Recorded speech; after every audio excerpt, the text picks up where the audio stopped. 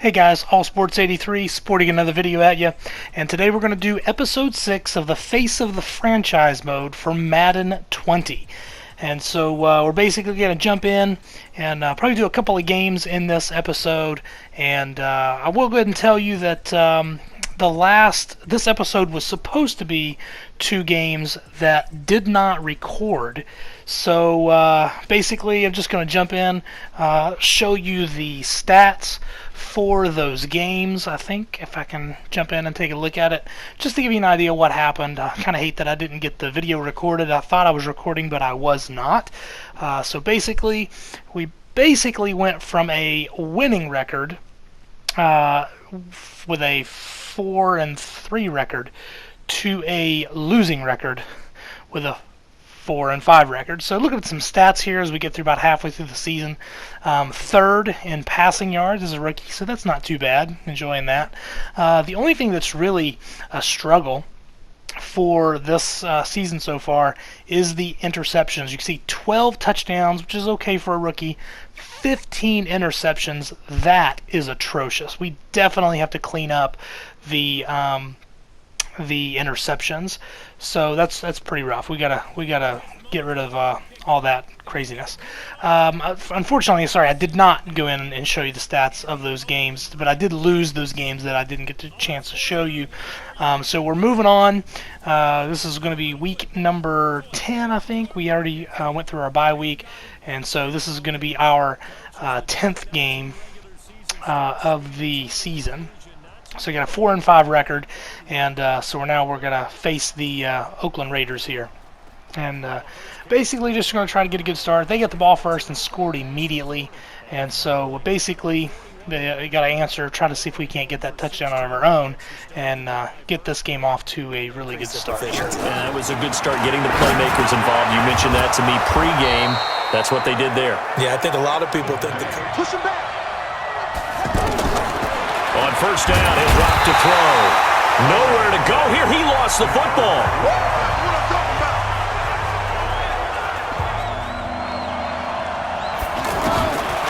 Now on 3rd and long, they'll look to throw. And able to find Green. And he's taken down, but not before reaching the 10-yard line. A gain of 32 then. He'll drop to throw. And he'll take this into the end zone for a Bengal TD. Tyler Boyd, his 3rd touchdown now on the year, as his guys are on the board here in this first quarter. A lot of people might call this backyard football. Sometimes just understanding who you've got out wide and who you're going to throw it to. Give him an opportunity to go up and make a play, even when contested. Looks like that one worked out pretty well. The trust factor. Okay, so we do get that touchdown, gets us back into a tie game, and then we force a punt. We get the ball again, and we're driving again, and then something weird kind of takes place here. I guess we don't convert on our 3rd and goal, which is the 3rd and goal play here, and so do a handoff there. It doesn't get the touchdown, so it's like inside the 5-yard line or the 7-yard line or whatever, and then it simulates, and we don't get the field goal. This has happened like 3 or 4 times this season where I'm like inside the 10 and we don't get a field goal. So I'm actually going into the stats here and I look, and so sure enough I look here and he has a field goal attempt inside of 29 yards, and like this is so unrealistic. It's not showing as a block. And so I don't know what's going on with the game here, but it seems like your kicker should not be missing a bunch of field goals inside the 20-yard line. So it doesn't seem to make a whole lot of sense. I'm not sure, but we'll just move on. Now on first down, he'll drop to throw it. Over the middle, that's caught by Ross. And he is tackled inside. 2nd and 5. The ball popped in the air and intercepted. Picked off by Brandon Marshall. And he's able to kendo with our EA Sports. So we throw an interception in our 2-minute drill. We were driving the ball really well, and that basically ended our drive in the half. So we move on to the second half here, just trying to get back into rhythm, try to see if we can't get out ahead of this thing. And we have a really good drive starter here, really good play. to the tight end. And then we get another nice play here as we get the out route, and he turns up the field, gets into the first down. And so things are looking good in this drive, and we're actually getting so far down, we end up getting in the red zone, and I'm thinking, well, maybe we should go for it on fourth down, even though I can't make that decision, obviously, since our kicker is so bad. But we don't have to worry about it. We get the touchdown, good touchdown pass, and so helping those stats. And it's nice so far. You don't want to be throwing those interceptions. Now we're got 16 on the season based on the stats, but as long as we're throwing those touchdowns and trying to mitigate those, hopefully coach won't bench us or we lose our starting gig or whatever. So we'll just go and try to wrap up this game so we can get to the next one. Defensively, there could be some opportunities. And you said key third down. Highlight that word, put it in bold here. And he will take it on in for a Bengals touchdown. Drew Sample with his first career NFL touchdown. And the Bengals, they widen their lead. Boy, it's nice to have that big, reliable target you can go to. Each and every time. A lot of people see that position as a fallback. Throw it to them when all else fails. Not at all. This guy can make plays, and that's exactly what he just did. Yeah, play here for a touchdown. Now back to throw. That's going to be caught by Ross for a Bengal touchdown. John Ross with his second touchdown of the game and fifth on the year. And the Bengals, they widen their lead. So whatever happened to rookie quarterbacks taking time to adjust to life in the NFL? Because this guy looks like he's been doing it for about, 7 years? 4 touchdown passes? That's not something rookies are supposed to be doing. All right, I just wanted to show you the remaining scoring plays. We get the win, 28-17. 4 touchdown passes is pretty good. Only the 1 interception, so that looked well. If we can look at the stats here, 20 of 25. That's a great numbers, 4 touchdowns, interceptions. So we're going to go ahead and move on to the next game. We're back to a 500 record with a 5-5 record. Big division rivalry here against the Steelers, as you can see here. They've already scored, so now it's going to be up to us to try to answer. And then there's this really weird play here. I'm going to slow this down in the replay and let you see it. Every now and then this game does some weird physics things, and this is one of those moments. Very unrealistic. I'm going to slow it down in the replay. If you look here, he's not in position to catch this ball, and it's got this weird thing where it just slides his body back. Didn't really like that, but it was a good catch, good gain for us, and we'll just see how the rest of this game plays out, and maybe I'll jump in and talk about some things as they defensively nice job just to make sure they didn't complete it on that play.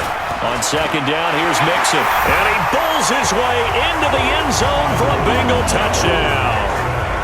Joe Mixon, his first. He'll look to throw. That's complete to John Ross, and they work this well upfield. From the red zone now, they'll look to throw.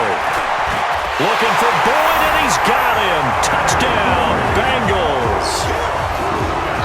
Tyler Boyd, his 4th touchdown on the year, as they are an extra point away now from tying this football game.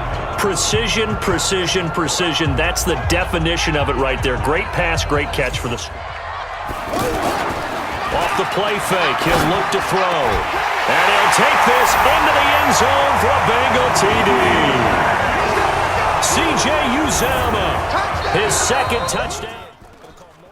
So basically a close game throughout the whole game long, and we finally get a lead a little bit, and then they get ahead of us now, and we're looking at 20 seconds to go. We call the timeout.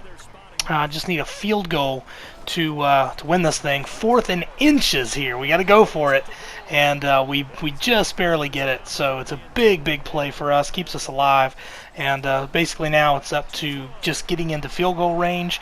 And so we make this pass here. It's a great pass. I'm a little nervous because, not been missing these 20-yard field goals, but we do get that field goal, and now we move ourselves into overtime and see if we can come away with the win here. Coach in Tennessee, a lost opportunity is never regained. Used to drive me crazy when I drop those potential interceptions as they pick it up on 3rd. He'll drop to throw. Throw left side complete. It's Boyd. And a good gain here of 9 from the 19. So they get the field goal first, we get it down, we also kick a field goal, so now it's 27-27, and now we've moved into the sudden death portion of overtime. So basically we just need to get it into field goal range and see if we can't come away with this win. So really it's all about mistake free. Obviously we cannot throw the interception now. We've got to be very careful, be even conservative. And so we actually try to run the ball a little bit, plenty of time on the clock, and want to try to make sure that we're using a balanced offense. And so then basically it moves into the sim. That obviously means it's time to kick the field goal. We make that field goal and win the game in overtime 30-27. So huge win for us against the division rival, and once again it moves us to a winning record. So pretty excited to get these back-to-back wins.